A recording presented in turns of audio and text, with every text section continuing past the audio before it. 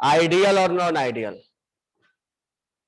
Ideal वो solution होता है जो रॉट लॉ को फॉलो करता है, ठीक है। नॉन आइडियल ना ही फॉलो करता है। सेकेंड,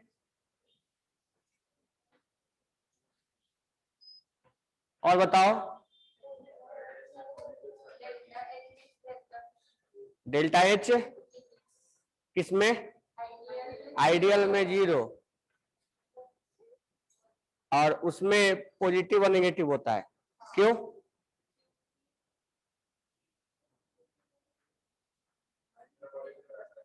आए बोलो बोलो। इंटरमोलिकुलर अट्रैक्शन क्या हुआ? आइडियल में इसमें अट्रैक्शन क्या होगा? किसका अट्रैक्शन? सॉल्यूट का। और किस? और पहले अट्रैक्शन मतलब अट्रैक्शन है ही नहीं दोनों में। और तुम लोग जो बोल रहे हो बात कि सॉल्यूट में सॉल्वेंट में अट्रैक्शन नहीं है, तो अट्रैक्शन नहीं है। हाँ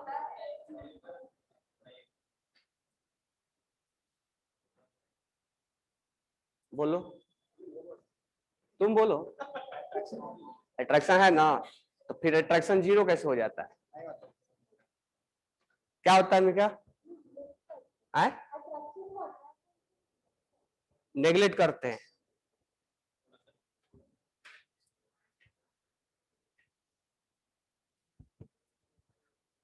मैं आइडिया सोल्यूशन लिखा हूं।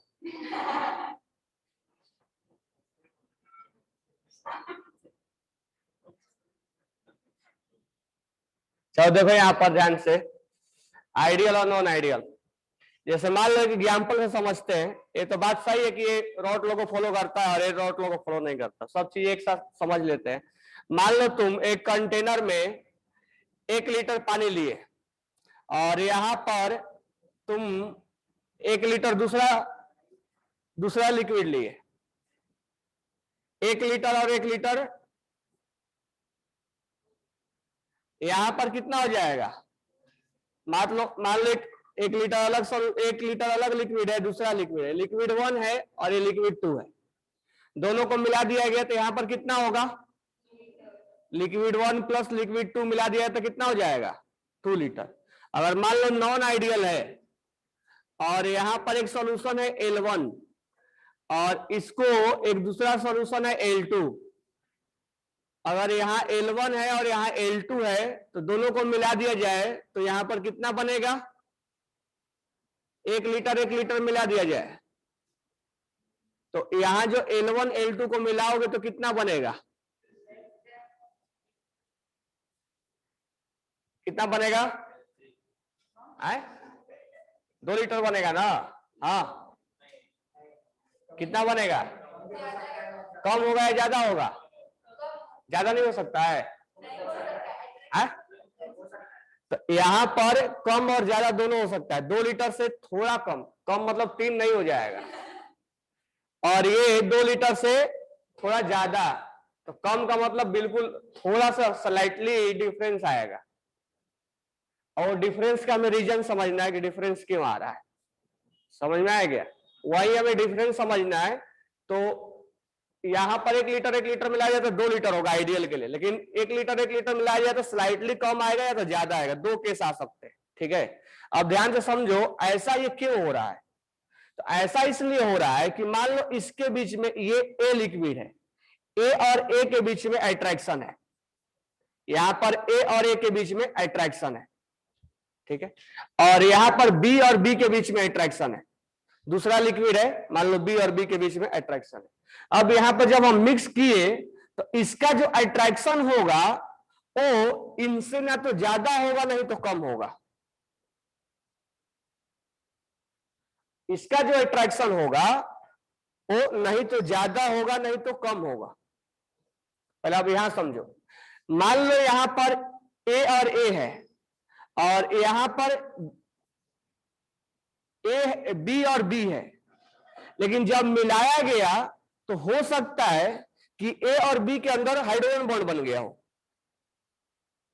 ऐसा हो सकता है ना? कि ए और बी के अंदर हाइड्रोजन बॉन्ड बन गया हो, यानी इसमें अट्रैक्शन जो है हो गया, फोर्स ऑफ अट्रैक्शन इस केस में ज्यादा हो गया।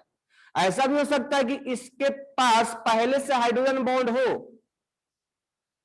पहले से एक लिक्विड में हाइड्रोजन बॉन्ड प्रेजेंट हो, और जब किसी दूसरे लिक्विड को मिलाया गया होगा, उसके हाइड्रोजन बॉन्ड को तोड़ दिया गया होगा, उसके हाइड्रोजन बॉन्ड को तोड़ दिया गया होगा। जैसे मान लो एक एग्जांपल यहां लेते हैं कि जैसे बेंजीन में तुम एसिटिक एसिड मिला दो, तो हाइड्रोजन बॉन्ड के साथ तो जुड़ जाता है, मतलब और स्ट्रॉन्ग हो जाता है। ए है और बी है, इसमें पहले से हाइड्रोजन बॉन्ड था, लेकिन जब बी और बी को मिलाया गया तो इसके हाइड्रोजन बॉन्ड को तोड़ दिया है। तो अब जो नया अट्रैक्शन बनेगा, क्योंकि लिक्विड जब यहां सॉल्यूशन है तो दोनों के बीच में अट्रैक्शन होगा, ये अट्रैक्शन इनसे कम हो जाएगा, क्योंकि इसमें पहले से हाइड्रोजन बॉन्ड था और ये आने की वजह से हाइड्रोजन बॉन्ड टूट गया है। तो हो सकता है कि ये दोनों को मिलाने से हाइड्रोजन बॉन्ड का जनरेशन हुआ हो, वो एग्जांपल देखेंगे तब समझ में आएगा। या दोनों को मिलाने से पहले से हाइड्रोजन बॉन्ड था और टूट गया है, तो दो को मिलने से हो सकता है और स्ट्रांग हो जाए, या दो को मिलने से हो सकता है क्या हो जाए, और वीक हो जाए। और ये कैसा है, ना तो स्ट्रांग हो रहा है नहीं तो वीक हो रहा है, जैसा है वैसा ही चल रहा है। यहां अगर फोर्स ऑफ अट्रैक्शन दोनों के बीच में 10 है, तो यहां अगर भी 10 है तो यहां भी कितना रहेगा, 10 ही रहेगा। अगर यहां पर 10 है, यहां पर मान लो 10 है, और यहां पर मान लो यहां भी 10 है मान लो, और यहां जो आया वो 15 आ गया, हाइड्रोजन बॉन्ड की वजह से इसके बीच में अट्रैक्शन 15 आ गया। और यहां अगर 10 है, यहां अगर 10 है, तो यहां पर इनसे कम आ गया, क्योंकि हाइड्रोजन बॉन्ड टूटा है इसके अंदर। अब इसमें समझने वाला बात यह है कि जब ये दोनों मिलेंगे और उनका अट्रैक्शन ज्यादा हो जाएगा, तो ज्यादा हो जाएगा तो मॉलिक्यूल्स क्या होंगे, पास पास आएंगे, इसीलिए उसका वॉल्यूम जो है स्लाइटली कम हो जाता है। तो इस केस में अगर अट्रैक्शन ज्यादा होगा तो जो रिजल्टेंट वॉल्यूम आना चाहिए उससे थोड़ा सा स्लाइटली कम आता है, ये अट्रैक्शन की वजह से हुआ। और इसमें अट्रैक्शन कम हुआ तो मॉलिक्यूल्स क्या होंगे, थोड़ा दूर दूर जाएंगे, लेकिन ये बहुत ज्यादा कम नहीं होगा, थोड़ा सा होगा। जब दूर दूर जाएगा तो इसमें स्लाइटली वॉल्यूम क्या आएगा, ज्यादा होगा, होगा ना, थोड़ा दूर मॉलिक्यूल्स दूर दूर आएंगे तो स्लाइटली वॉल्यूम ज्यादा होगा। यानी जब दो लिक्विड को मिलाया जाए और फोर्स ऑफ अट्रैक्शन बढ़ जाए, फोर्स ऑफ अट्रैक्शन बढ़ जाए, उस केस में जो वॉल्यूम है मिक्सचर का यानी सॉल्यूशन का, वो क्या आने लग जाएगा, जितना आना चाहिए 2 लीटर उससे कम आने लगेगा। तो ये केस 2 लीटर वाला कब आएगा, जब अट्रैक्शन बढ़ेगा तब आएगा। जब अट्रैक्शन बढ़ेगा तब 2 लीटर से कम आएगा, यानी जितना आना चाहिए उससे कम आता है। इसलिए इसको हम बोलते हैं negative deviation non ideal, negative deviation, क्योंकि जितना आना चाहिए था उससे कम आ रहा है, निगेटिव डेविएशन नॉन आइडियल। और इस केस में अट्रैक्शन कम हो गया है, इसलिए वॉल्यूम बढ़ रहा है, तो रिजल्टेंट 2 लीटर से ज्यादा आएगा, 2.5 है, 2.1 आएगा, 2.01 आएगा, ऐसा आएगा। यानी इस केस में, दूसरा केस में जो है वो फोर्स ऑफ अट्रैक्शन डिक्रीज हो गया है, इसलिए जो यहां रिजल्टेंट वॉल्यूम है वो 2 लीटर से ज्यादा आएगा, यानी मिक्सचर का वॉल्यूम 2 लीटर से ज्यादा आएगा। और इसको हम बोलते हैं positive deviation non ideal solution. तो ये सब कुछ डिपेंड कर रहा है अट्रैक्शन पे। अब यहां अट्रैक्शन जितना है उतना ही है इसमें, यानी इसका जो वॉल्यूम है मिक्सचर का, वो ना तो 2 लीटर से कम आया और ना 2 लीटर से ज्यादा आया, ठीक है। तो यहां पर हम डेल्टा लगा देते हैं, चेंज, जो चेंज आएगा वो नेगेटिव आएगा, आएगा ना, और जो चेंज आएगा वो क्या आएगा, पॉजिटिव आएगा। और यहां चेंज क्या आएगा, 0, क्योंकि 2 लीटर का 2 लीटर ही आया और आना चाहिए था 2 लीटर, आया भी 2 लीटर, तो चेंज 0 का आएगा। तो अगर अट्रैक्शन घटेगा नहीं, बढ़ेगा नहीं, तो हम आइडियल मानेंगे। अगर अट्रैक्शन बढ़ गया तो वॉल्यूम कम हो जाएगा और उसके बीच में 2 लीटर से कम आएगा, यानी 1.98 आएगा, 1.9 आएगा। उस केस में वॉल्यूम डिक्रीज करेगा, यानी अट्रैक्शन बढ़ने से वॉल्यूम डिक्रीज, और उसको हम बोलेंगे नेगेटिव डेविएशन। तो तुमसे पूछा जाएगा, क्वेश्चंस कई तरह से पूछा जाएगा, दे दिया जाएगा एग्जांपल, बताओ इसमें नेगेटिव डेविएशन है कि पॉजिटिव डेविएशन है। इसमें जो क्वेश्चंस पूछे जाएंगे वो एग्जांपल्स पे तुमसे पूछा जाएगा। पहला क्वेश्चन का टाइप ये होगा कि बताओ नॉर्मल सा इसमें कौन सा आइडियल है। दूसरा क्वेश्चन ये पूछा जाएगा कि बताओ इनमें से किसका नेगेटिव डेविएशन है। तो नेगेटिव डेविएशन के लिए अट्रैक्शन क्या होना, ज्यादा। या ये भी पूछ लिया जाएगा कि बताओ इसमें से किसका अट्रैक्शन, सॉल्यूशन का अट्रैक्शन बढ़ गया है। तो बढ़ने का मतलब वो हमें उसमें निगेटिव डेविएशन वाला देखना पड़ेगा। ये सब चीजें लिंक करना कि केवल डायरेक्ट नहीं सोचना, निगेटिव डेविएशन है तो अट्रैक्शन ज्यादा होगा, इन सब चीजों से रिलेट करना है। निगेटिव डेविएशन है, अट्रैक्शन ज्यादा होगा, अट्रैक्शन ज्यादा होगा तो वॉल्यूम का जो मिक्सचर आएगा वो कम आएगा। अट्रैक्शन अगर कम है,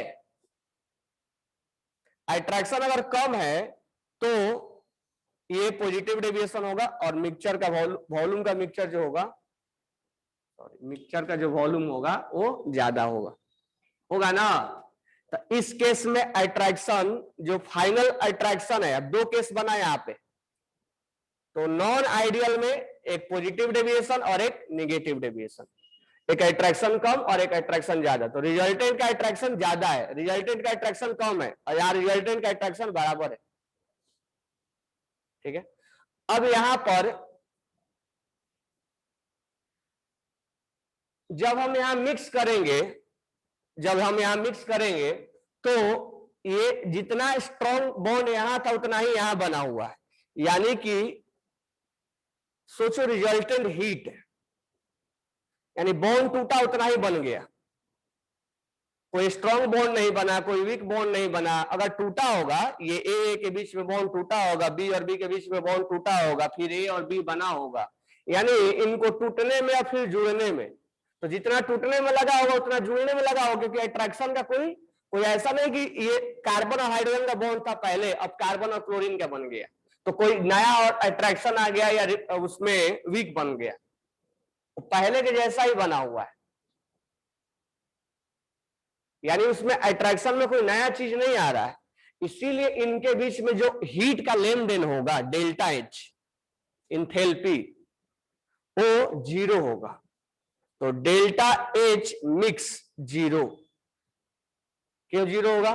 क्योंकि जो बॉन्ड बना है उसमें जो नया वाला बॉन्ड बना है वो ना तो स्ट्रॉन्ग है उससे, ना तो वीक है, वो बराबर है। उनका जो नया बॉन्ड बनता तब ना उसमें स्ट्रॉन्ग होता या वीक होता, तो हीट लेन देन अलग अलग होता। तो यहाँ अट्रैक्शन एक ही जैसा बना हुआ है, इसीलिए इसमें जो हीट का लेन देन होगा वो जीरो होगा, क्योंकि बॉन्ड का टूटना फिर जुड़ना, तो टूटना जुड़ने में कोई नया बॉन्ड तो बन रहा है, लेकिन उसके बीच में जो अट्रैक्शन है वो सेम है। तो जितना टूटने में लगाएगा उतना जुड़ने में वो रिलीज कर देगा, दोनों इक्विवेलेंट हो जाएंगे। जितना एब्जॉर्ब करेगा टूटने में उतना वो गेन कर ले, उसको रिलीज करने में लगा लेगा। अब यहां पर सोचो, यहां वाला केस में अट्रैक्शन बढ़ गया है, अट्रैक्शन बढ़ गया, तो अट्रैक्शन बढ़ने में क्या होगा? अट्रैक्शन बढ़ गया है तो बढ़ने से स्टेबिलिटी आएगी, स्टेबिलिटी आएगा तो हीट क्या करेगा? रिलीज करेगा, और इस केस में डेल्टा एच जो मिक्स हो जाएगा वो निगेटिव हो जाएगा। अट्रैक्शन आया ना, अट्रैक्शन से क्या आएगा? स्टेबिलिटी, स्टेबिलिटी से क्या आएगी? हीट रिलीज होगा, क्योंकि जितना ज्यादा स्टेबल होगा उतना ही स्टेबिलिटी ज्यादा होगा ना। अब यहां पर अट्रैक्शन कम हो गया है, कम होने से क्या हुआ होगा?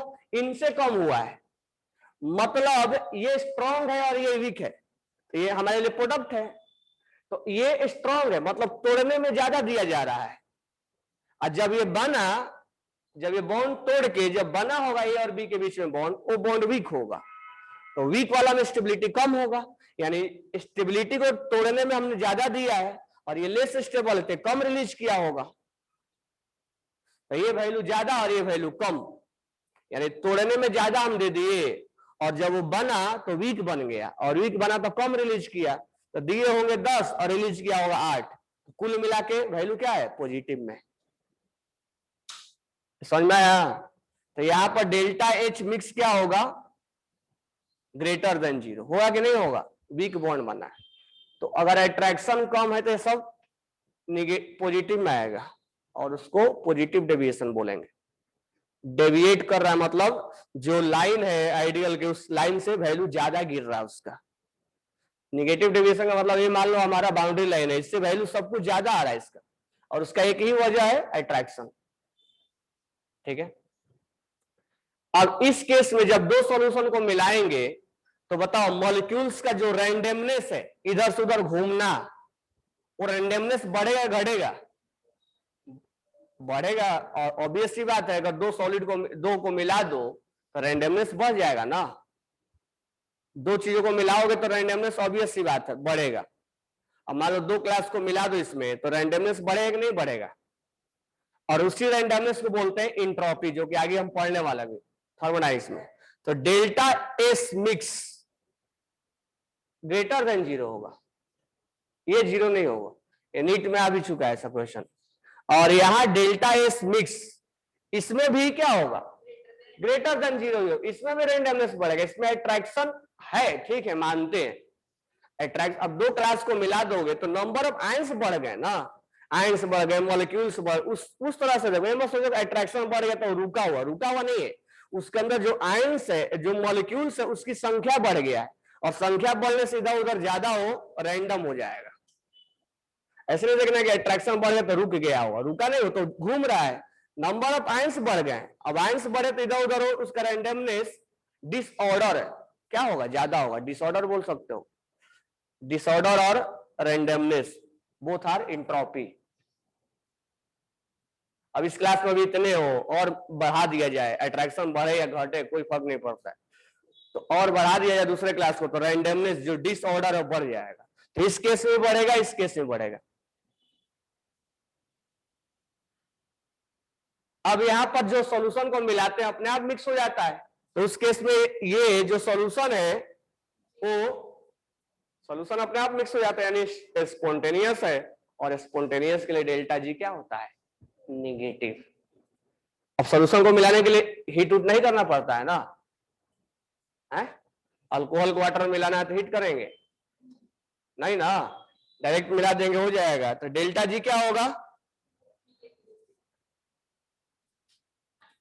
ये डेल्टा जी नेगेटिव का मतलब ये हुआ कि वो स्पॉन्टेनियस है ना, है या नहीं है। अब थोड़ा सा प्रेशर के बारे में सोचते हैं।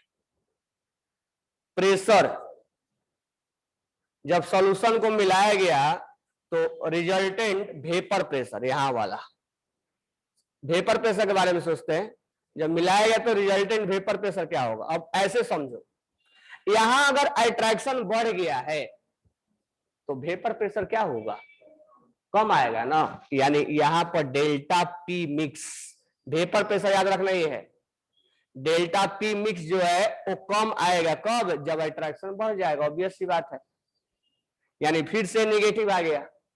और यहां डेल्टा पी मिक्स अगर अट्रैक्शन कम हो गया है तो वैल्यू क्या आएगा, पॉजिटिव आएगा, आएगा ना। और यहां पर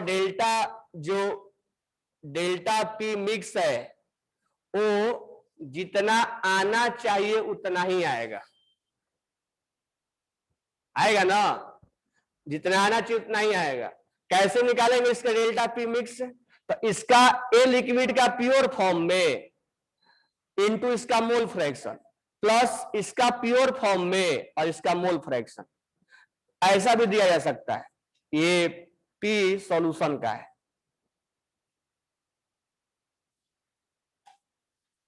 यानी ये वैल्यू इस केस में बराबर होगा, इस केस में ये वाला वैल्यू, तो यहां पर डायरेक्ट लिख भी सकते हो, वही वाला क्वेश्चन में जब देता है तो लिख के देता है,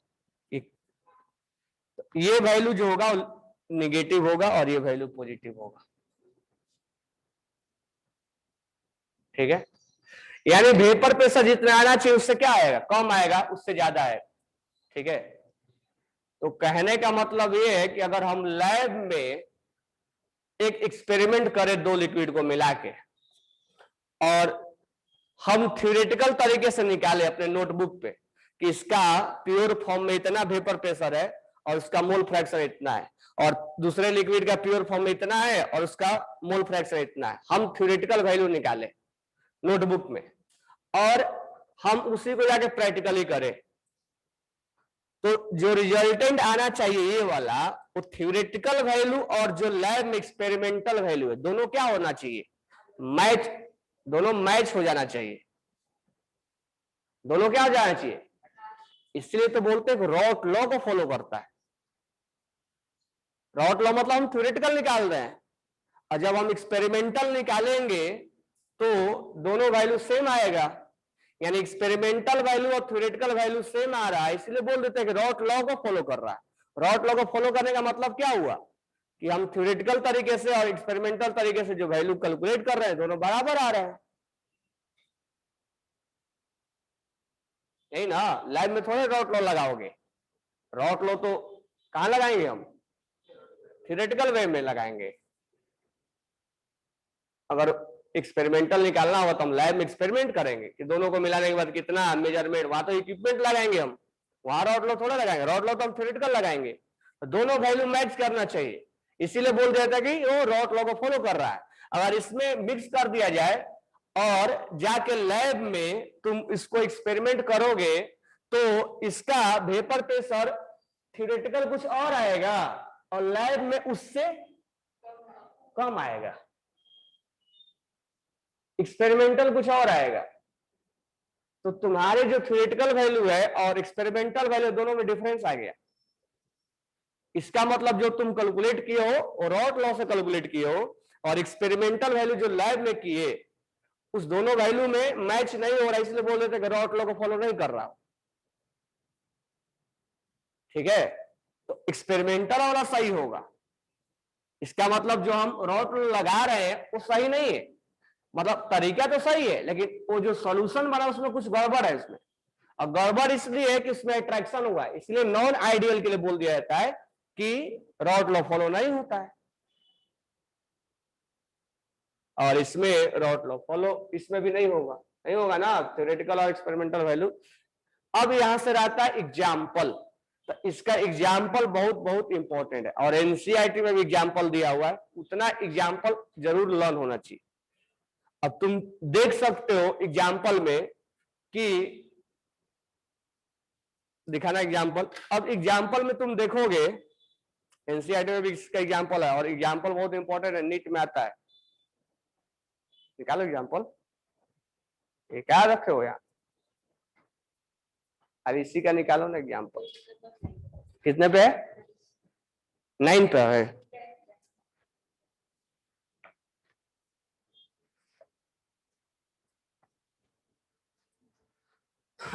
देखो आइडियल का कहा एग्जाम्पल, इसका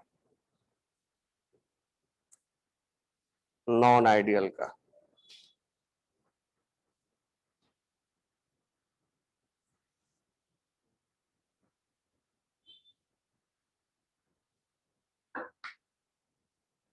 आइडियल का एग्जाम्पल कहां दिया है,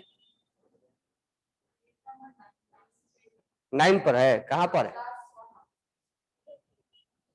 इधर है, ये वाला एग्जाम्पल है, इधर है कहां, अच्छा हाँ, बेंजीन एंड टॉलिन, ये फेमस एग्जाम्पल है, तुम लोगों को स्टार्टिंग में जब बनाए थे एक बेंजीन टॉलिन, तो बेंजीन और टॉलिन जो है, अब इसमें जब दो चीजों को मिक्स किया जाता है तो ये ध्यान रखा जाता है कि उसका साइज लगभग एक जैसा हो। इसका एक ट्रिक भी याद करने का, मुझे याद नहीं आ रहा हो लेकिन बता देंगे। बेंजीन जो है ये और टॉलिन, टॉलिन है ये, बेंजीन पर अगर लगा दो CH3 तो टॉलिन बन जाता है। तो बेंजीन और टॉलिन जो है वो एग्जाम्पल है, यानी दोनों को मिलाने के बाद ना तो कोई नया अट्रैक्शन जनरेट होगा, नहीं तो कोई हाइड्रोजन बॉन्ड है इसमें, हाइड्रोजन बॉन्ड टूटेगा नहीं तो जुड़ेगा। हाइड्रोजन बॉन्ड नहीं तो फॉर्म होगा, नहीं तो हाइड्रोजन बॉन्ड ब्रेक होगा। इसीलिए बेंजीन एंड टॉलिन दोनों लगभग सिमिलर साइज का होना चाहिए।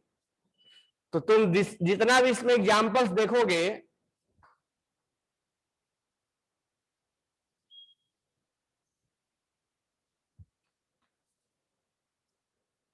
इथाइल ब्रोमाइड और इथाइल क्लोराइड, C2H5Cl और C2H5Br, ये कुछ एक सिमिलर टाइप का है। इथाइल क्लोराइड और इथाइल ब्रोमाइड, एन हेप्टेन और एन हेक्सेन, 1 2 3 4 5 6 7 प्लस 1 2 3 4 5 6, ये हाइड्रोजन लगा देंगे इस पे 4 बॉन्ड बनाने के लिए, एन हेप्टेन और एन हेक्सेन। तो ना कोई नया बॉन्ड इसमें हाइड्रोजन बॉन्ड बनेगा और नहीं तो टूटेगा, क्योंकि हाइड्रोजन बॉन्ड है ही नहीं इसमें। तो इसमें वैन फोर्स है, वैन फोर्स है, तो उसमें कोई नया जनरेशन होगा नहीं। क्लोरोबेंजीन एंड ब्रोमोबेंजीन, अब क्लोरोबेंजीन ये है, बेंजीन पे लगा दो Cl और क्लोरोबेंजीन हो गया, और बेंजीन पे लगा दो ब्रोमीन, ब्रोमोबेंजीन हो गया। इथाइलिन क्लोराइड और इथाइलिन ब्रोमाइड, इथाइलिन कौन सा बॉन्ड आएगा इसमें, डबल बॉन्ड आएगा, इथाइलिन अभी अभी नोमेनक्लेचर आएगा, और इथाइलिन ब्रोमाइड, ठीक है। बाकी जगह जो काम है हाइड्रोजन पूरा कर लेगा। यहाँ 2 बॉन्ड बनाया है, 2 हाइड्रोजन लगेगा, एक 3 बॉन्ड बनाया है, 1 हाइड्रोजन लगेगा, 4 बॉन्ड बनाता है ना कार्बन। यहाँ 2 बॉन्ड बनाया है तो 2 बॉन्ड हाइड्रोजन बनाएगा और 1 बॉन्ड तो हम हाइड्रोजन नहीं लगा रहे। ये एग्जाम्पल है किसके, आइडियल के। तो एनसीईआरटी में भी दिया हुआ है एग्जाम्पल, और ऐसे एग्जाम्पल्स एनसीईआरटी से लर्न करने का, समझ में आया क्या, कहां पर एनसीईआरटी यूज करना वो भी ध्यान रखना है। एग्जाम्पल्स इसके एनसीईआरटी से बाहर नहीं आएगा। अब आते हैं नॉन आइडियल पे। नॉन आइडियल में है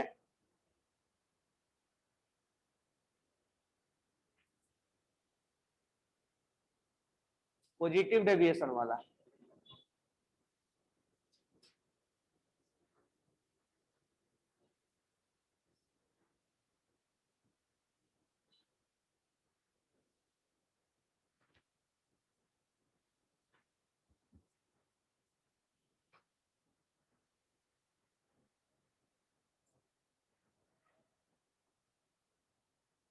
इसके एग्जाम्पल्स को याद करो, और ग्राफ मालूम है ना कैसे बनेगा।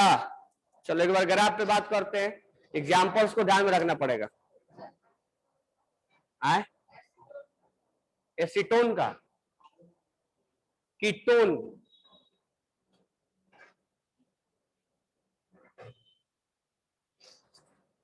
ये कीटोन ग्रुप है, ये अभी तुरंत ऑर्गेनिक स्टार्ट होगा ना तो आएगा। और किसी का फॉर्मूला है एनिलीन का, एनिलीन है ये,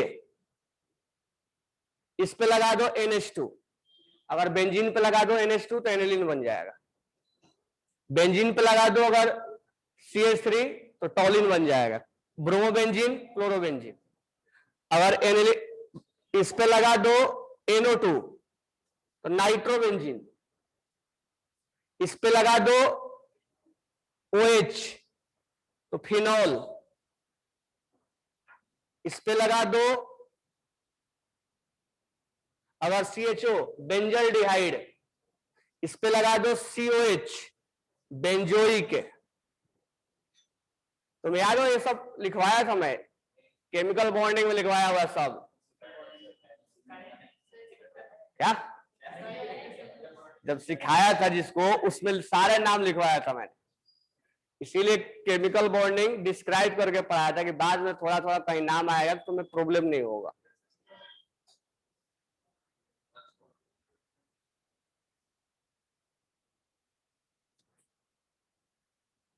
बेंजोइक एसिड, केमिकल बॉन्डिंग में जितना भी मॉलिक्यूल्स के एग्जांपल है मैं सारा लिया था, ऑर्गेनिक इनऑर्गेनिक जितना भी आया सब लिया था। रेजोनेंस भी सिखाया था, अभी ऑर्गेनिक में उसका यूज भी पड़ेगा। तो केमिकल बॉन्डिंग का बहुत ज्यादा यूज ऑर्गेनिक में पड़ेगा स्टार्टिंग में। अब इसका ग्राफ बनाते हैं।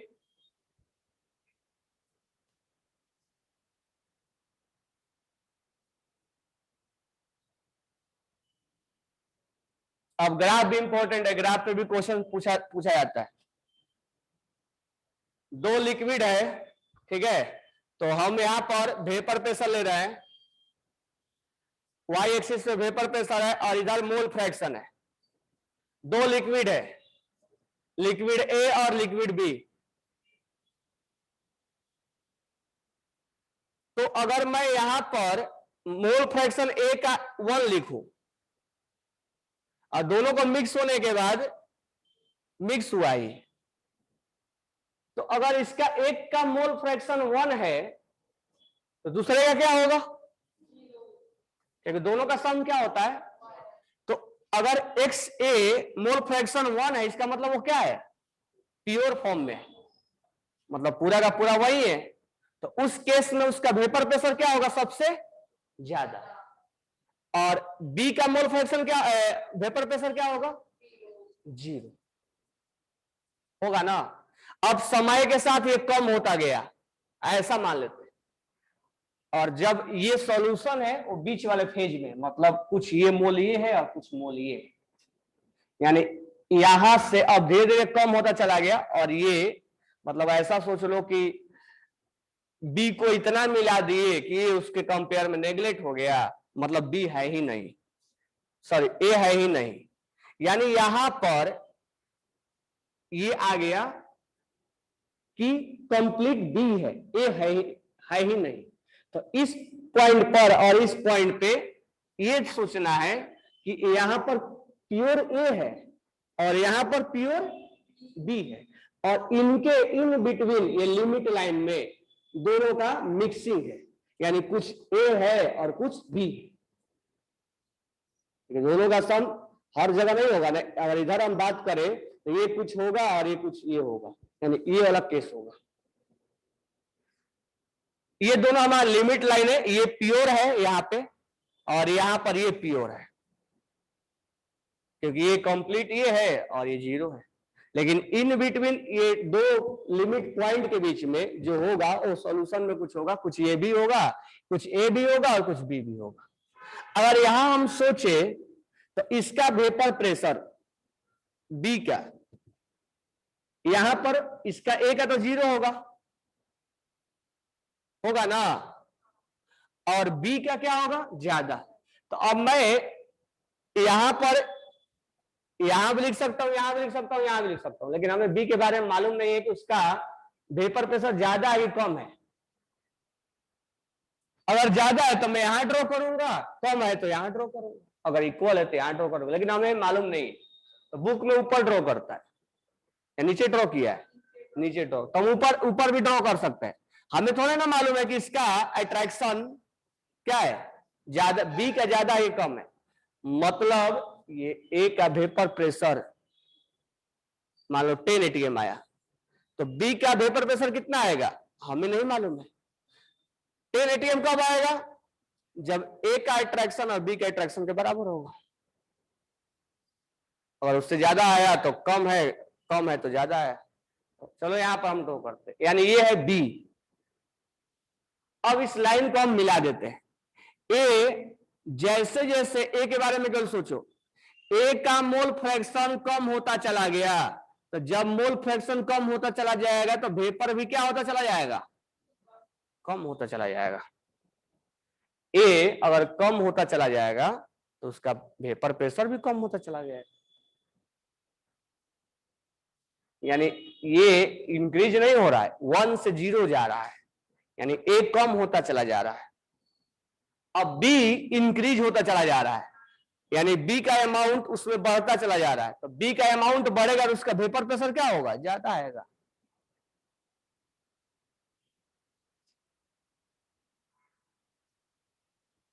ये ए और बी का बताया गया। अब इस दोनों पॉइंट को मिला दो तो पूछा जाएगा सॉल्यूशन का मिक्सिंग क्या होगा। तो ये जो है, ये वाला ग्राफ, ये वाला पॉइंट, इन दोनों को छोड़ के यही सॉल्यूशन को बताएगा, क्योंकि ये तो प्योर ए का है और ये प्योर बी का है। अगर सॉल्यूशन का है तो इन बिटवीन ये दोनों पॉइंट के बारे में बताएगा। ठीक है, अगर बोला जाए कि आइडियल नॉन आइडियल का, तो जिसका वेपर कम आ रहा था, यानी अब बताओ अट्रैक्शन ज्यादा होगा तो वेपर कम आएगा कि अट्रैक्शन कम होगा तो कम होगा, तो वेपर क्या आएगा ज्यादा, आइडियल से ज्यादा। एक्सपेरिमेंटल वैल्यू ज्यादा आ रहा था एक्सपेरिमेंट करते समय, ये आइडियल का ग्राफ बना, अब नॉन आइडियल इसी में जोड़ देते हैं। तो एक्सपेरिमेंटल करते समय नॉन आइडियल का एक का ज्यादा आया था एक का कम आया था, तो अगर ज्यादा आया था मतलब उसमें अट्रैक्शन क्या था कम, तो जितना वेपर आना चाहिए उससे क्या था ज्यादा आ रहा था, तो ज्यादा आ रहा था मतलब वो पॉजिटिव डेविएशन था। तो हर जगह ऐसे हम, ये पॉजिटिव डेविएशन का हो गया, यानी पॉजिटिव डेविएशन में अट्रैक्शन कम हुआ होगा। ठीक है ना, अब नेगेटिव डेविएशन में जितना आना चाहिए था एक्सपेरिमेंटल वैल्यू और थ्योरेटिकल वैल्यू से कम आता है, यानी एक्सपेरिमेंटल थ्योरेटिकल तो हम नॉर्मली निकालते हैं, तो वो जितना निकालते हैं अब एक्सपेरिमेंटल ना कम आएगा, तो एक्सपेरिमेंटल वैल्यू कम आ गया, जितना आना चाहिए उससे कम आ गया। तो अगर ग्राफ इस लाइन से नीचे जाएगा तो नेगेटिव डेविएशन, ऊपर जाएगा तो पॉजिटिव डेविएशन, ये पॉजिटिव डेविएशन नॉन आइडियल और ये negative deviation non ideal, positive deviation non ideal. Clear है बात? अब सोचो कि मान लो दो सॉल्यूशन को मिलाया गया और वो नेगेटिव डेविएशन है, वो नेगेटिव डेविएशन है, तो ए और बी को मिलाया गया और वो नेगेटिव डेविएशन है, तो बताओ अट्रैक्शन कम होगा कि ज्यादा होगा इसी में तुम फंस जाते हो ऐसे। अब तुम इसीलिए मैं सारा चीज समझाया। निगेटिव डेविएशन मतलब ऐसे समझो, या तो एक एग्जांपल पकड़ लो, वॉल्यूम वाला एग्जांपल पकड़ लो या तो प्रेशर वाला एग्जांपल पकड़ लो। प्रेशर कम आया जितना आना चाहिए, कम आने का रीजन अट्रैक्शन बढ़ा, तो एक लाइन वहां से जोड़ लो, तो अट्रैक्शन क्या आएगा ज्यादा आएगा ना, ज्यादा, तभी तो नेगेटिव आ रहा है, तो अट्रैक्शन ज्यादा आया। अब सॉल्यूशन में जब मिलाया गया अट्रैक्शन ज्यादा आया होगा, तो आइडियल के कंपेयर में और उस नॉन आइडियल के कंपेयर में किसका मेल्टिंग पॉइंट ज्यादा होगा? नॉन आइडियल का। अट्रैक्शन बढ़ गया ना, अट्रैक्शन बढ़ा ना, तो मेल्टिंग और बॉइलिंग पॉइंट क्या आएगा ज्यादा आएगा ना, आएगा कि नहीं आएगा? तो अगर अट्रैक्शन बढ़ा है तो उस केस में एक maximum melting point boiling point आता है, मैक्सिमम बॉइलिंग पॉइंट आता है, तो उसी को हम क्या बोलते हैं एजियोट्रॉप, यानी मैक्सिमम बॉइलिंग पॉइंट एजियोट्रॉप। पिछला 2015 या 16 में, 16 नहीं 18 में, 18 में क्वेश्चन डायरेक्ट पूछा था, बताओ इनमें एजियोट्रॉप कौन मिक्सचर है, और एजियोट्रॉप ऐसे बोला था मैक्सिमम बॉइलिंग पॉइंट एजियोट्रॉप बताओ। तो मैक्सिमम बॉइलिंग पॉइंट के लिए अट्रैक्शन ज्यादा होना, और ज्यादा होने के लिए कौन सा एग्जांपल चुनोगे निगेटिव डेविएशन, यानी तुम वो वाला एग्जांपल चुनोगे जो निगेटिव डेविएशन वाला है, यानी निगेटिव डेविएशन को हम मैक्सिमम बॉइलिंग पॉइंट एजियोट्रॉप के नाम से जानेंगे। तो अब इसके एग्जांपल से तुमसे क्वेश्चंस घुमाएगा। सिंपल सा क्वेश्चन पूछता है कि मैक्सिमम बॉइलिंग पॉइंट एजियोट्रॉप का एग्जांपल बताओ, तो तुम चार ऑप्शन में क्या ढूंढोगे? निगेटिव डेविएशन कौन है, यानी निगेटिव डेविएशन वाला तुम उसका एग्जांपल ढूंढोगे, क्योंकि अट्रैक्शन ज्यादा है, अट्रैक्शन ज्यादा होगा तो उस केस में बॉइलिंग पॉइंट क्या आएगा ज्यादा आएगा। अब सोचो कि दो को मिलाया गया और अट्रैक्शन कम हो गया,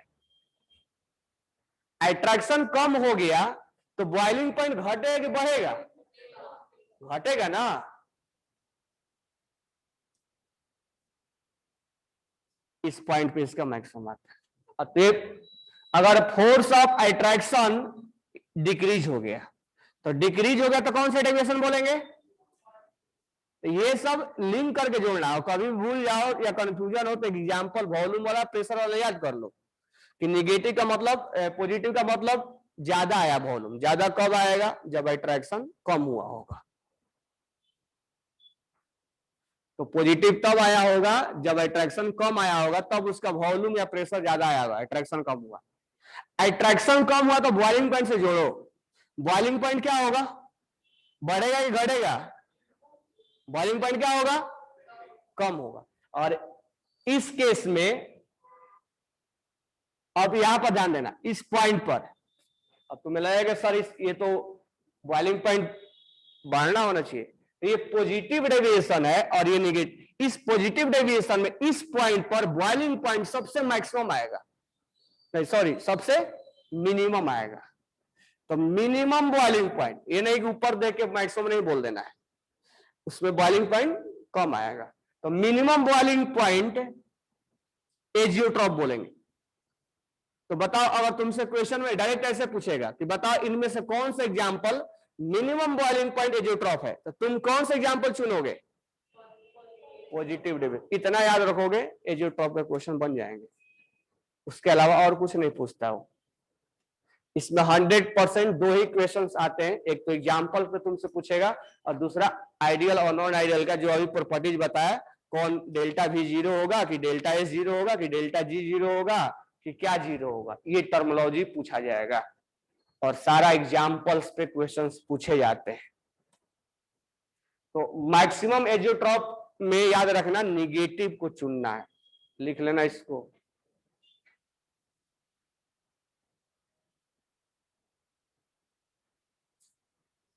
और मिनिमम बॉइलिंग पॉइंट एजियोट्रॉप बोला जाएगा। तो अब ऐसे डायरेक्ट नहीं याद रहता है, एक दो लिंक कर लोगे ना तो कभी भी मान लो आ गया एग्जाम्पल में, और हम मान लो ऐसा हुआ कि रिवीजन करके नहीं गए एग्जाम में, ये थोड़े कि हर पॉइंट को, मान लो नीट में तुम जा रहे हो तो हर पॉइंट को रिवीजन करके जाओगे, एक दो पॉइंट तो स्किप हो ही जाता है। तो अगर गए तो मान लो ऐसे दिमाग में आया, जरूर क्वेश्चन आइडियल नॉन आइडियल पे आता है, रॉट लॉ पे क्वेश्चन आते हैं और नॉन आइडियल पे आइडियल पे आता है क्वेश्चन, 100% नीट में आना तय है। तो ये भी जानना है कि इस चैप्टर में किस पोर्शन में ज्यादा क्वेश्चन फोकस करता है, ठीक है? क्योंकि ये इसीलिए बोला जाता है कि नीट के क्वेश्चंस बनाओ, तो मैं आइडिया लगाया कि उस चैप्टर में किस ज्यादा क्वेश्चंस किस पोर्शन पे मिल रहा है। तो रॉट लॉ और ऐसे तो ऑस्मोटिक प्रेशर में भी आएगा, उस पर भी आएगा, जनरली सब पे आता है, लेकिन ज्यादा किस पे आने के चांसेस रहते हैं। तो नॉन आइडियल आइडियल पे इतना क्वेश्चन पूछा जाएगा। मैक्सिमम एजियोट्रॉप और मिनिमम एजियोट्रॉप के एग्जांपल बता ले जाओगे। मैक्सिमम एजियोट्रॉप में कौन से एग्जांपल को ढूंढोगे? Negative deviation. और मिनिमम बॉइलिंग पॉइंट एजियोट्रॉप में पॉजिटिव डेविएशन वाला एग्जांपल ढूंढोगे। यानी कि एजियोट्रॉप आइडियल के लिए हो सकता है क्या? नहीं। तो azeotrope is not valid for ideal, उसमें मैक्सिमम मिनिमम का कोई बात नहीं करेंगे। एजियोट्रॉप जो होता है वो आइडियल के लिए नहीं होता है, केवल और केवल नॉन आइडियल में बताया जाता है।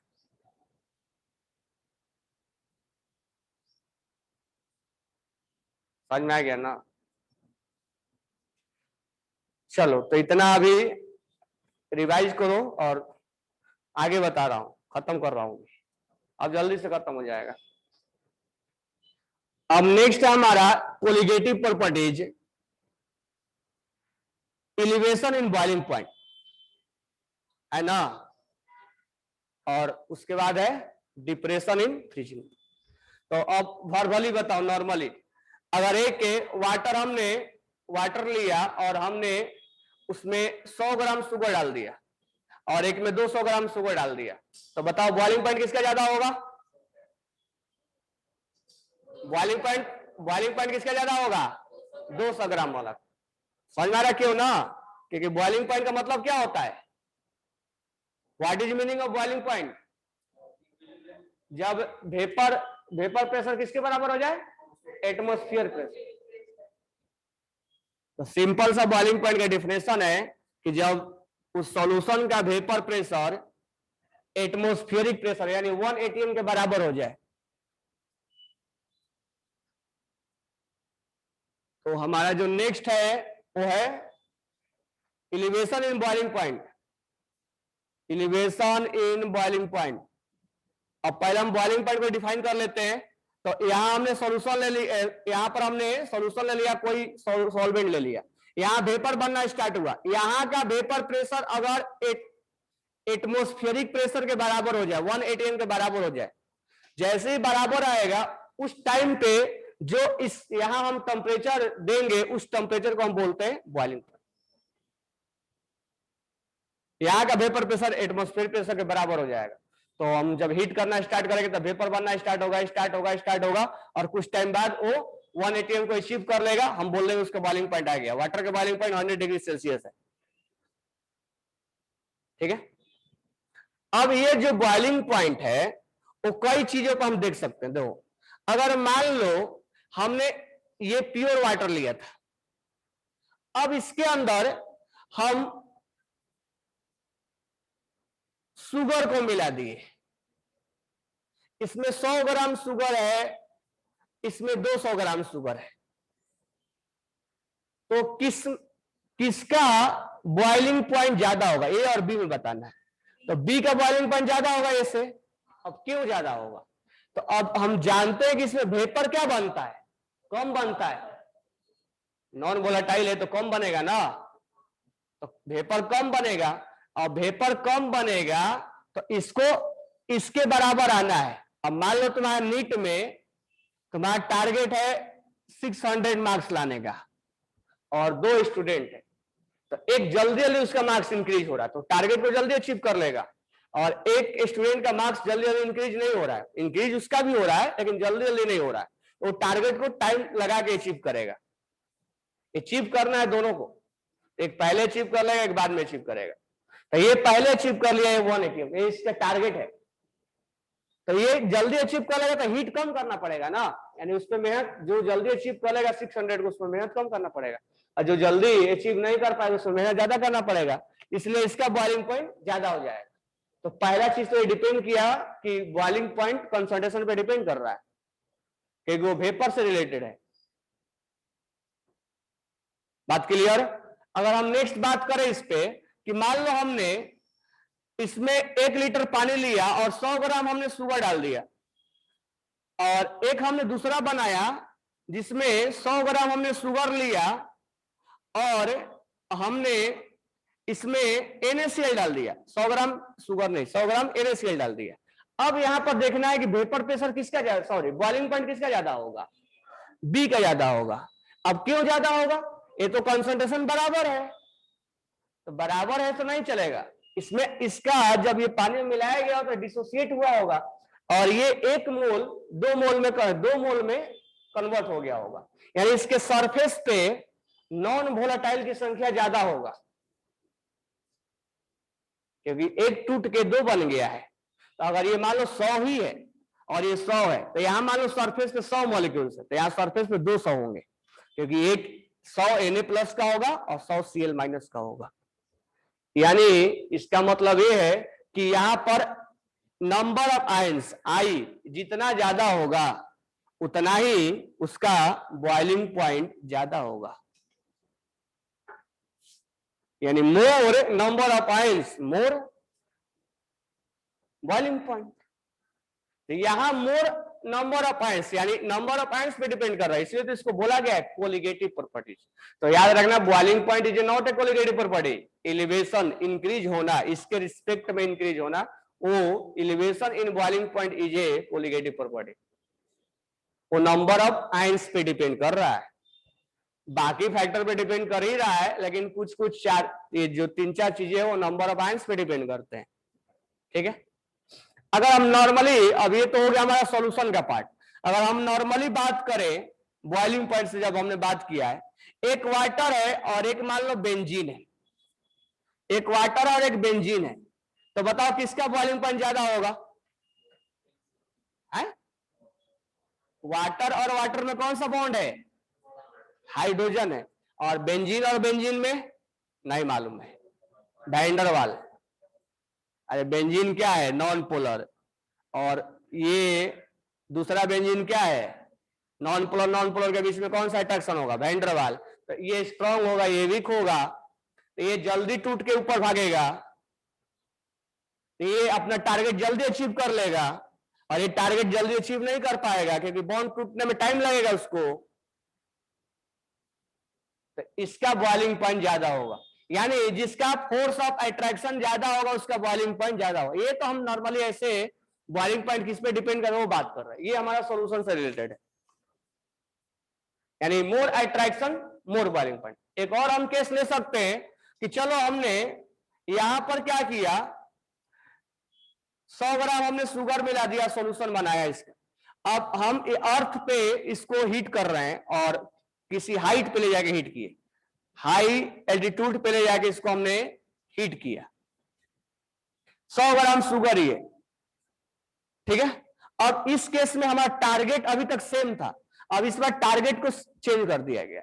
अर्थ पे टारगेट है 1 ATM और ऊपर जाएंगे तो क्या होगा, 1 से ज्यादा या कम? हाँ, तो ऊपर जाना पसंद करोगे तुम।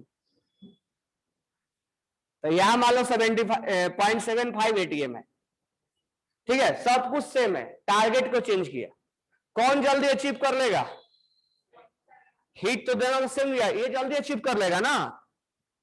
ये थोड़ा एक ऊपर जाने के बाद वेपर कम बनने लगता है, वेपर तो जितना यहां बन रहा था उतना वहां भी बनेगा, टारगेट चेंज हुआ, ठीक है। तो कहने का मतलब ये है कि एक स्टूडेंट को 600 टारगेट दिया गया और एक को 450 दिया गया, 450 वाला जल्दी अचीव कर लेगा। दोनों एक ही रेट से बढ़ रहा है और दोनों का मार्क्स 300 है, तो 300 से 450 जाने में टाइम नहीं लगेगा, लेकिन 300 से 600 जाने में टाइम लगेगा। बाकी सब फैक्टर सेम है कि दोनों एक ही स्पीड से बढ़ रहा है, तो ये जल्दी अचीव कर लेगा। इसलिए हाई एल्टीट्यूड पे बॉइलिंग पॉइंट क्या हो जाता है, डिक्रीज हो जाता है, इसका बॉइलिंग पॉइंट ज्यादा। तो इतने केसेज में हम बॉइलिंग पॉइंट को चेंज करा सकते हैं, ठीक है, कंसंट्रेशन के बेसिस पे। यानी कंसंट्रेशन ज्यादा तो बॉइलिंग पॉइंट ज्यादा, अगर कंसंट्रेशन सेम तो आयंस अगर ज्यादा तो बॉइलिंग पॉइंट ज्यादा। अगर जिसका फोर्स ऑफ अट्रैक्शन ज्यादा तो उसका बॉइलिंग पॉइंट ज्यादा। अगर हाई एल्टीट्यूड पे लेके गए तो उसका बॉइलिंग पॉइंट घट जाता है। तो हाई एल्टीट्यूड पे ले जाने पर बॉइलिंग पॉइंट क्या हो जाता है, घट जाता है। तो फिर ये बताओ मेरे को, खाना देर से क्यों बनता है? बॉइलिंग पॉइंट तो घट जाता है, तो जल्दी उसको हीट हो जाना चाहिए, बॉयल हो जाना चाहिए।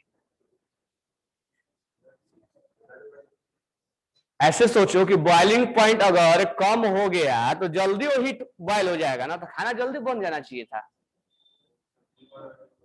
हाँ, क्या सब्जी क्यों टाइम लगता है?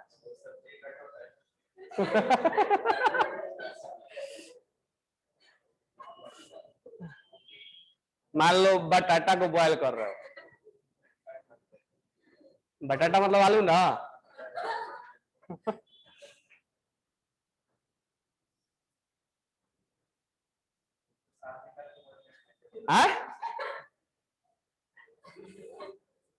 ऊपर लेयर निकाल के बॉयल करोगे तो जल्दी हो जाएगा।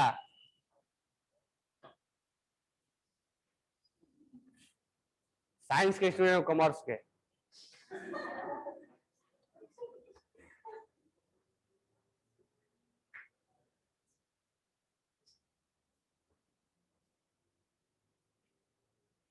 जो उसके अंदर हीट कंटेंट है, हीट कैपेसिटी,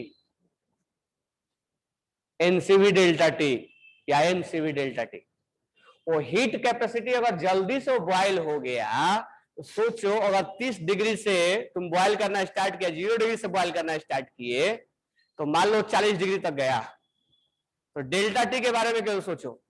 तो डेल्टा टी 40 डिग्री आया और अर्थ पे अगर हीट किए तो 0 से 100 डिग्री किया, तो change in boiling point 100 degree है, तो Q equal to MC delta T. तो डेल्टा टी ऊपर ज्यादा है या नीचे है? नीचे है।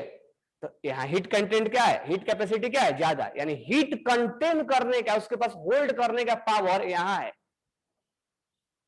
जो हीट होल्ड किया है उसका अपने अंदर 1 लीटर वाटर जो हीट होल्ड किया है वो यहां ज्यादा है और ऊपर कम है। तो हीट के अनुसार से ना खाना बनेगा कि बॉइलिंग पॉइंट के अनुसार से खाना बनेगा। हीट कंटेंट यहां ज्यादा है, इसलिए खाना यहां जल्दी बनता है, यानी हीट कैपेसिटी ज्यादा है। ठीक है, ये समझ में आ गया बॉइलिंग पॉइंट ना, कौन कौन सा फैक्टर पे डिपेंड करेगा। अब आते हैं हम ये वाला एग्जांपल लेते हैं, वोलाटाइल वाला, ठीक है, और ये वाला, दोनों वाला एग्जांपल हम लेते हैं। तो अब ये जो है, यानी जितना ज्यादा कंसंट्रेशन उतना बॉइलिंग पॉइंट ज्यादा, या आयंस ज्यादा तो बॉइलिंग पॉइंट ज्यादा। तो इसका मतलब यहां पर हमें जो कंसंट्रेशन टर्म लेना होगा वो मोलालिटी लेना होगा। ठीक है, तो यहां पर हम क्या ले लेंगे, change in boiling point, elevation in boiling point. तो elevation in boiling point solution का ज्यादा होगा और प्योर का कम होगा। टी नॉट लिख दे रहा हूं मैं, solution minus boiling point solution का ज्यादा होगा और इसका कम होगा, होगा ना। और यहां लिख रहा हूं क्या, मोलालिटी के इनवर्स डायरेक्टली प्रोपोर्शनल है। ठीक है, तो यहां क्या लिख देंगे, delta T equal to delta T B equal to है केबीएम ना, केबीएम। अगर वैंटा फैक्टर रहा तो यहां लगा देंगे आई के, तो delta TB equal to I KBM. भाजी का नाम ले रहे थे अभी। तो डेल्टा टीबी इक्वल टू क्या हो जाएगा, आई केबी। अब यहां से कई क्वेश्चंस पूछे जाएंगे, तो मैं अब इसमें डिटेल में नहीं जा रहा हूं, न्यूमेरिकल्स बनाए होंगे। मोलालिटी में कितना ग्राम सॉल्यूट मिलाया गया, एक चीज ध्यान रखना, यहाँ इसमें से इसको माइनस किया जाता है। वैंटा फैक्टर कभी कभी क्वेश्चन में, जैसे मैंने बताया वैंटा फैक्टर कैसे निकाला जाता है, 1 + n - 1 अल्फा, और जब एसोसिएट होगा 1 + 1 / n - 1 अल्फा। अल्फा नहीं दिया गया है तो हम 100% एसोसिएट मान लेंगे। एक चीज ध्यान रखना, जरूरी नहीं कि आई हमेशा ऐसे निकालेगा, कभी कभी आई यहां से निकलवाता है तुमसे, कभी कभी तुमसे आई अब दो क्वेश्चन को मिक्स कर देगा। एक तुम्हें जब थोड़ा सा उसको हाई लेवल पे जाना होगा तो एक आई सब कुछ डेटा दे देगा और बोलेगा कि वो डिसोसिएट है, तो तुम उस केस में पार्शियल डिसोसिएट हो बोलेगा हो या कुछ लिख के देगा हो, तो उस केस में तुम आई निकालोगे तो सोचोगे अल्फा तो दिया नहीं है, आई यहां से भी निकाला जा सकता है।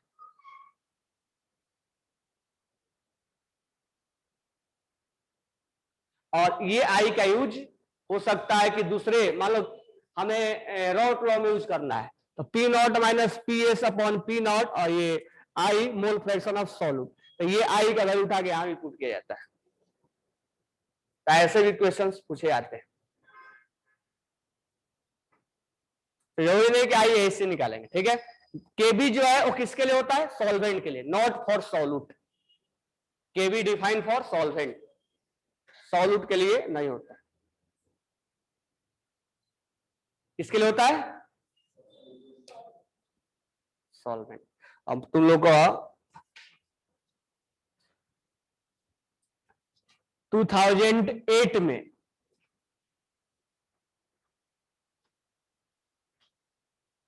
2008 में इसी पर एक एडवांस में क्वेश्चन आया था, 12 नंबर का एक पैसेज आया था। ठीक है, वो मेरा पैसेज तीनों का तीनों गलत हो गया था, बनाया था सब कुछ सही है, सब कुछ आंसर भी मैच हो गया था, लगा कि अब रिजल्ट आया, उसी की वजह से रिजल्ट भी मेरा रुक गया, बस एक पैसेज की वजह से, 12 नंबर की वजह से। इसमें क्या था, उसने क्वेश्चन में अल्कोहल था, देखो कैसे क्वेश्चन घुमाएगा, अल्कोहल था और वाटर था। अब अल्कोहल का अमाउंट 10 मोल था ऐसे, और वाटर मान लो 8 मोल है। तो अगर हम नॉर्मली, अगर कोई हमें फोकस ना करे तो वाटर और अल्कोहल अगर लिया जाए तो दिमाग में क्या आता है, सॉल्वेंट कौन है, सॉल्यूट कौन है। नॉर्मली अगर हम डेटा नहीं देंगे तो क्या बोलेंगे, वाटर सॉल्वेंट होगा और अल्कोहल सॉल्यूट होगा, दिमाग में ही चलता है ना। लेकिन उस केस में ये अमाउंट ज्यादा था और ये अमाउंट कम था, तो यहां पर ये हमारे लिए सॉल्वेंट हुआ और ये क्या हुआ, और हम अगर क्वेश्चन में बना के बनाए कि ये सॉल्वेंट है और ये सॉल्यूट है, अब उस केस में जब यहां पर वैल्यू पुट करने की बारी आई, यहां पे डेल्टा टीवी और आई केबीएम, आई तो मान लो केबीएम ले लो, तो यहां पर जब वैल्यू पुट करने की बारी आई तो सॉल्वेंट का वैल्यू पुट किया हमने, और सॉल्वेंट तो हम मान के चल रहे थे वाटर, और आंसर भी मैच कर रहा था। मतलब क्वेश्चन बिल्कुल सिंपल था। अब यहां हमने वैल्यू पुट किया जैसे केवी, इसका आंसर मैच किया, लेकिन एक्चुअल में आंसर किस वैल्यू किसका पुट करना चाहिए था? अल्कोहल का। तो K b define for solvent, not for solute. और उसमें भी अगर हम सॉल्वेंट के लिए भी हमें मालूम था कि सॉल्वेंट का वैल्यू पुट करना है, लेकिन वो हमने ये गलत ले लिया कि ये सॉल्वेंट है और ये सॉल्यूट है, ये गलत चॉइस किया हमने। वो डेटा उतना जल्दी में दिखा नहीं कि इसका ज्यादा है इसका कम है। तो नॉर्मली स्टार्टिंग में बोल जाता है कि जिसका अमाउंट ज्यादा है सॉल्वेंट है, जिसका अमाउंट कम है। उतना छोटे बात पे कौन फोकस करता है? आईआईटी करता है, और मेंस नहीं, एडवांस। तो ये सॉल्यूट और सॉल्वेंट में यहां ध्यान रखना केबी का वैल्यू सॉल्वेंट के लिए पुट किया जाता है। ठीक है, तो ये हो गया केबी। हम वैल्यू निकाल लोगे ना, ग्राफ वगैरह सब इसमें है, ग्राफ बना लो, बनाए होगे ना पहले, ग्राफ बनाए होगे। चलो अब नेक्स्ट आते हैं डेल्टा टीबी के बाद। अब हम आते हैं डिप्रेशन इन फ्रीजिंग पॉइंट। हाँ अच्छा, हाँ डायरेक्ट दिया है ना वॉल्यूम में, वो डायरेक्ट फार्मूला याद करना पड़ेगा। दिया तो डायरेक्ट उसका फार्मूला याद कर लेना। डेल्टा टीबी में और लैटेंट हीट में, सॉरी कि लैटेंट हीट में दिया, तो फार्मूला डायरेक्ट याद कर लेना उसको। और केबी को बोला जाता है इबिलियोस्कोपिक कांस्टेंट। ठीक है,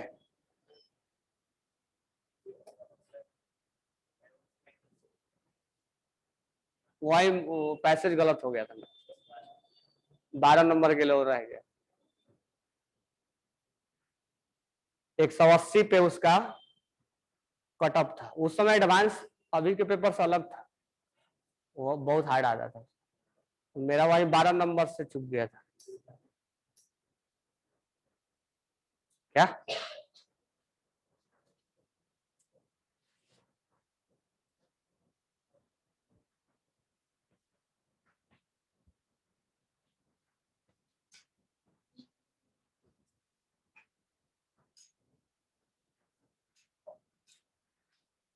तो ये लैटेंट हीट वाला फॉर्मूला देख लेना एक बार।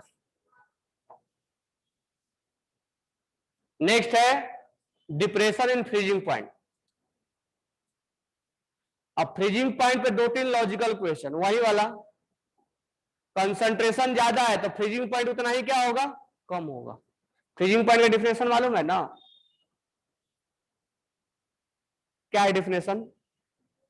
जिस टेम्परेचर पर सॉलिड का वेपर प्रेशर और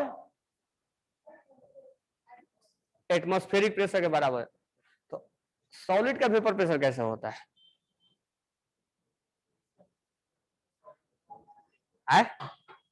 सॉलिड का ही वेपर प्रेशर होता है क्या? आइस निकालोगे अगर फ्रिज से तो देखो उसमें वेपर निकलता है, वो आप वेपर के बारे में बात कर।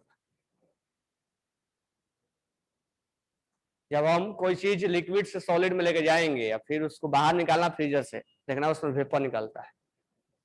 तो कंसंट्रेशन बढ़ाने से फ्रीजिंग पॉइंट क्या होगा? फ्रीजिंग पॉइंट क्या होगा?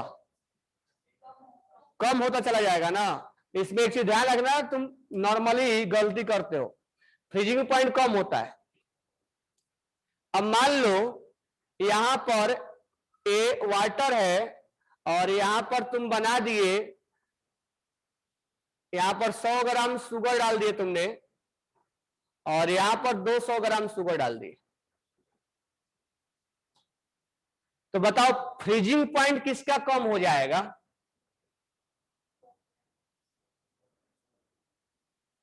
किसका ज्यादा कम होगा, ए का या बी का? यानी फ्रीजिंग पॉइंट ज्यादा किसका होगा? तो फ्रीजिंग पॉइंट अगर ज्यादा पूछेगा तो ए बोलेंगे।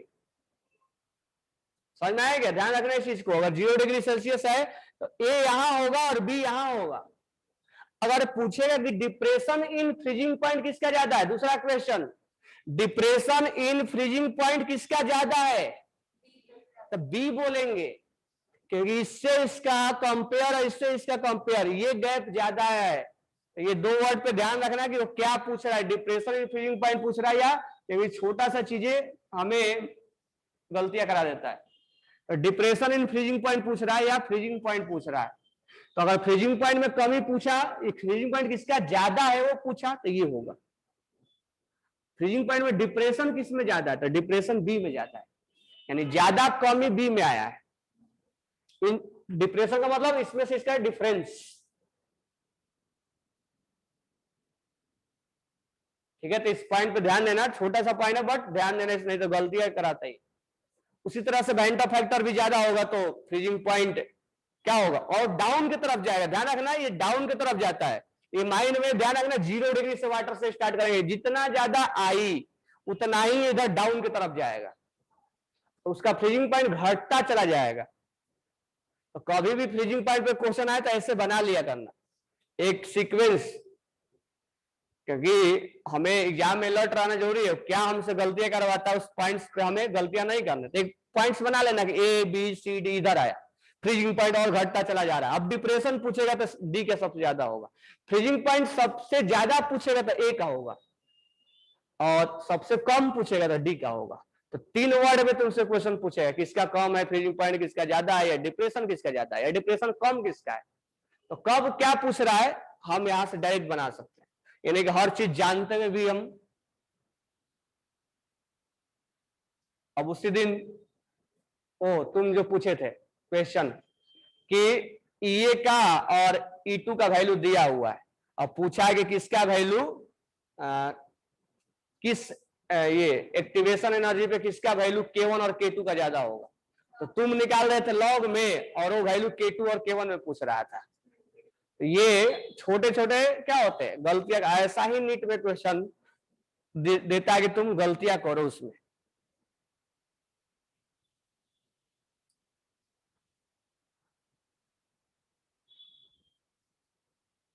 तो इसमें अगर डिप्रेशन इन फ्रीजिंग पॉइंट का वैल्यू कैलकुलेट करना होगा तो क्या लिखेंगे, डेल्टा टीबी टीएफ आई के एफ एम होगा ना। और यहां चीज ध्यान रखना एक चीज और, कि यहां पर वैल्यू नेगेटिव नहीं आना चाहिए, इसीलिए पहले हम सॉल्वेंट का लेंगे माइनस सॉल्यूशन का लेंगे, क्योंकि सॉल्यूशन का कम आएगा ना। तो अगर 0 डिग्री है तो ये -5 आ गया, तो कुल मिला के वैल्यू नेगेटिव नहीं आना चाहिए। तो यहाँ 0 और माइनस माइनस क्या हो जाएगा, +5। कुल मिला के ध्यान में रखना है कि ये मत सोचना कि किसको पहले किसको बाद, नेगेटिव नहीं आना चाहिए। तो नेगेटिव नहीं आना चाहिए, ये ज्यादा है कम है तो इसमें से इसको माइनस करेंगे। अब इसके कैलकुलेशन में कहीं गलती मत करना, इसको पहले लिख के इसको पहले लिख के और फिर गलती आंसर निकालो, ये चीजें ध्यान रखना है। सॉल्यूशन सॉल्वेंट में से सॉल्यूशन को माइनस किया जाता है, और ये वैल्यू सॉल्वेंट के लिए एप्लीकेबल है। इसको क्या बोला जाता है, केफ को, केफ को क्या बोलते हैं, प्रोपोर्शनलिटी कांस्टेंट, और नाम होता है इसका, है मोलर डिप्रेशन कौन, वही ना है, इसका एक पर्टिकुलर नाम है क्रायोस्कोपिक, उसको इब्लियोस्कोपिक बोलते हैं, इसको क्रायोस्कोपिक बोलते हैं। हाँ क्या, वही फैक्टर है, हाँ जो बॉइलिंग पॉइंट का फैक्टर है वही फैक्टर ये भी है, सेम टू सेम, चारों फैक्टर यहां लेके आ सकते हैं। हाँ बस उसमें इंक्रीज होता है बॉइलिंग पॉइंट, इसमें डिक्रीज लेके जाता है। लेकिन एक चीज है कि उसमें अट्रैक्शन ज्यादा है ना, तो उसमें बॉयल ज्यादा देर से होगा। अगर इसमें अट्रैक्शन ज्यादा है ना तो फ्रीज जल्दी हो जाएगा, बस इसमें थोड़ा सा ध्यान रखना है।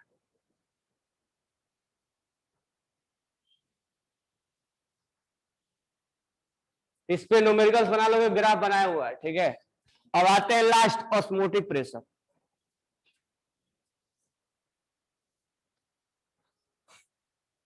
और आई का वैल्यू एक तरीके से और निकाला जाता है, ठीक है। 2 तरीका बताया आई का वैल्यू निकालने के लिए, एक आई एन प्लस और एक आई कैलकुलेट करके हम निकालते हैं। जो मान लो यहां लिखा हुआ है delta T F equal to I K F M, यहां से भी आई कैलकुलेट करवाता है, और ये आई कैलकुलेट करवा के इसमें पुट करवाता है।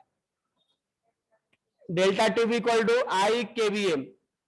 कभी कभी ये वैल्यू यहां से निकलवा के और आई का वैल्यू इसमें पुट करवाता है, आई कहीं अलग से नहीं निकालना पड़ता है, इस चीज को ध्यान रखना। न्यूमेरिकल्स बनाओगे तो ऐसा मिलेगा कि आई तुम्हें निकालना पड़ेगा और आई के लिए अल्फा नहीं दिया जाएगा, तो आई यहां से निकाल के, आई यहां से कैसे निकालेंगे, आई इक्वल टू हो जाएगा डेल्टा टी एफ अपॉन के एफ एम, और ये वैल्यू यहां पुट करवाएगा। इक्वेशन है भी जहां पर डेल्टा टी एफ और डेल्टा टी वी बराबर है, कुछ ऐसा कुछ क्वेश्चन है तुम्हारे वॉल्यूम में। पिछला बार जब डाउट सारे क्वेश्चन लिया था मैंने, लेवल 1 2 शायद कराया था ना, तुम लोगों को नहीं पढ़ाया था, मैं इन लोगों को पढ़ाया था, इन लोगों को करवाया था मैं, लेवल 1 2 एक एक क्वेश्चन करवा के दिया हूं।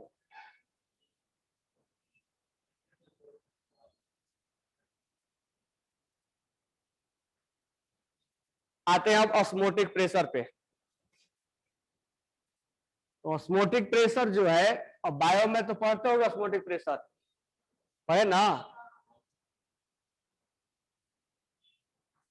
हम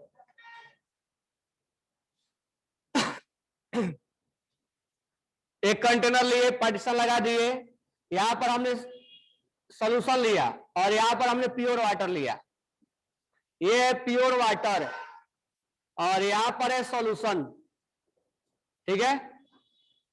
और ये सेमी परमेबल मेम्ब्रेन लगा दिए, एसपीएम, याद रखना, एक नेचुरल सॉरी आर्टिफिशियल कॉपर का बनाया जाता है, नाम याद रखना, दिया हुआ वॉल्यूम में।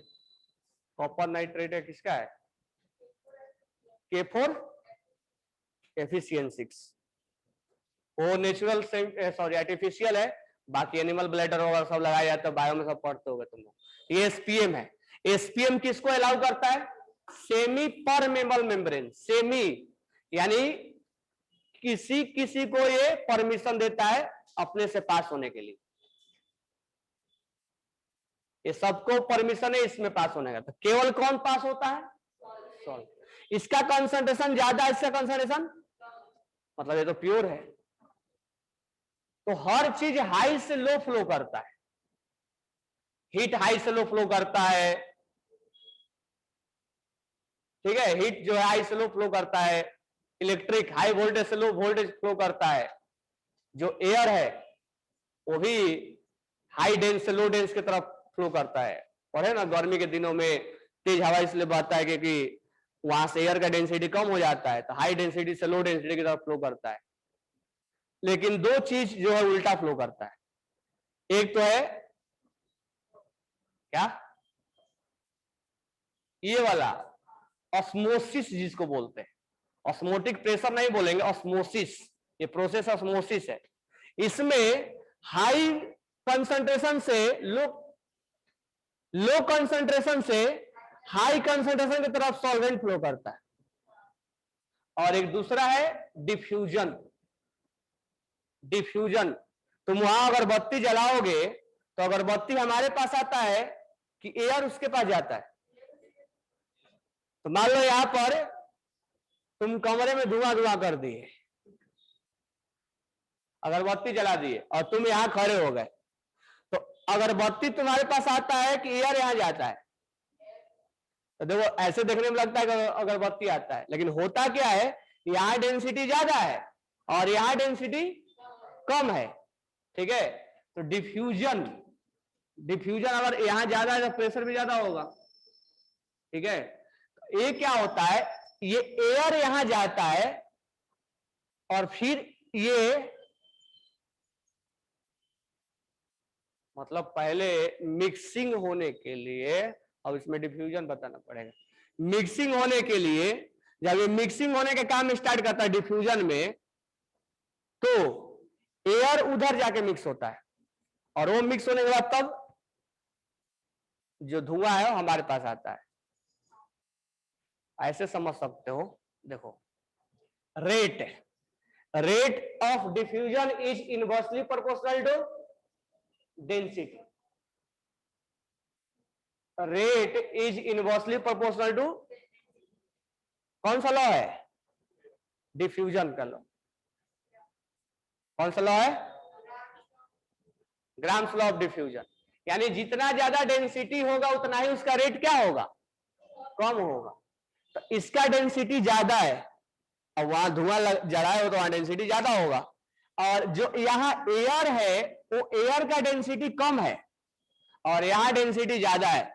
तो अब बताओ कि इसका और इसका जब मिक्सिंग होगा तो ज्यादा स्पीड में कौन मिक्स होना चाहेगा, एयर भागेगा ना, क्योंकि एयर का डेंसिटी कम है, ये मिक्स ज्यादा होगा।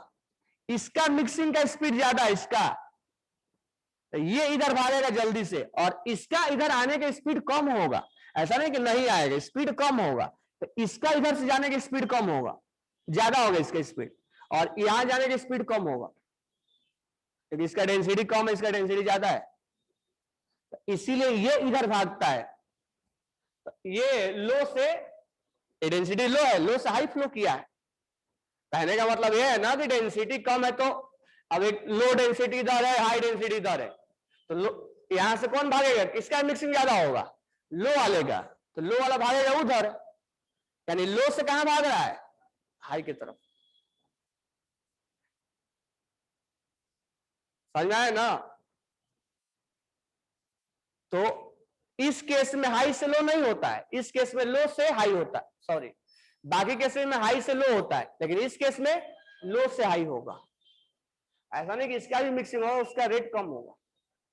तो दो ऐसे केसेस है जहां पर उल्टा फ्लो होता है, एक होता है डिफ्यूजन और एक होता है ऑस्मोसिस। ऑस्मोसिस एक ऐसा प्रोसेस है जिसमें लो कंसंट्रेशन से हाई की तरफ फ्लो करता है, ये हाई है, ये लो है, तो यहां से सॉल्वेंट फ्लो करेगा और सॉल्वेंट इस एसपीएम से पास हो जाएगा, सॉल्यूट पास नहीं होता है, सॉल्वेंट पास हो जाएगा। तो ये तब तक पास हो जाएगा जब तक इसको पूरा डाइल्यूट ना कर दे, तब तक पास होगा जब तक इसको पूरा डाइल्यूट ना कर दे, ठीक है। अब इस पास हम चाहते हैं, इस प्रोसेस को बोला जाएगा ऑस्मोसिस।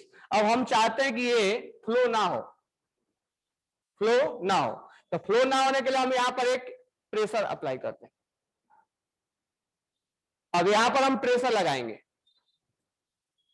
और यहां जो प्रेशर लगाएंगे हम इतना प्रेशर लगाएंगे कि इसका फ्लो रुक जाए, फ्लो को रोकना है, तो इस प्रेशर को हमें रोकना है, इस फ्लो को रोकना है, तो हम यहां पर प्रेशर लगाएंगे। तो पाई यानी ये यही जो होगा वो ऑस्मोटिक प्रेशर होगा। तो फ्लो को रोकने के लिए अब सोचो कि जितना ज्यादा कंसंट्रेशन होगा उतना ही फ्लो क्या होगा, यानी कंसंट्रेशन के डायरेक्टली प्रोपोर्शनल है। टेम्परेचर का भी होगा, तो मैं डायरेक्टली लिख रहा हूं पाई इक्वल टू क्या हो जाएगा, ICRT।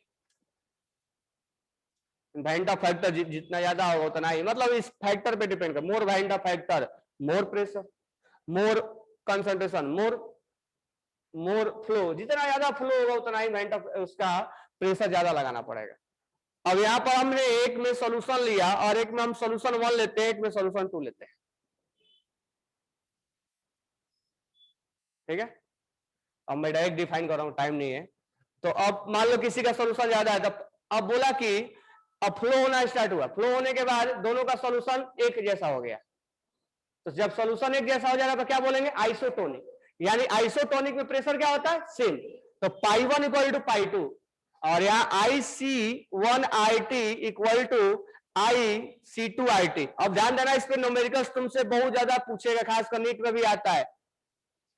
तो यहां पर जब प्रेशर सेम होगा तो I1C1 इक्वल टू क्या हो जाएगा, हाँ, तो ध्यान रखना इस चीज को, इस पे न्यूमेरिकल्स पूछा जाता है आइसोटोनिक पे। और रेजिन वाला अगर सब एग्जांपल बताया था मैंने, रेजिन स्विल के हो जाता है, रेजिन श्रिंक के हो जाता है। चलो इस पे न्यूमेरिकल बनाएंगे, अब ज्यादा इसमें हम डिटेल बात नहीं करें, टाइम हो गया है।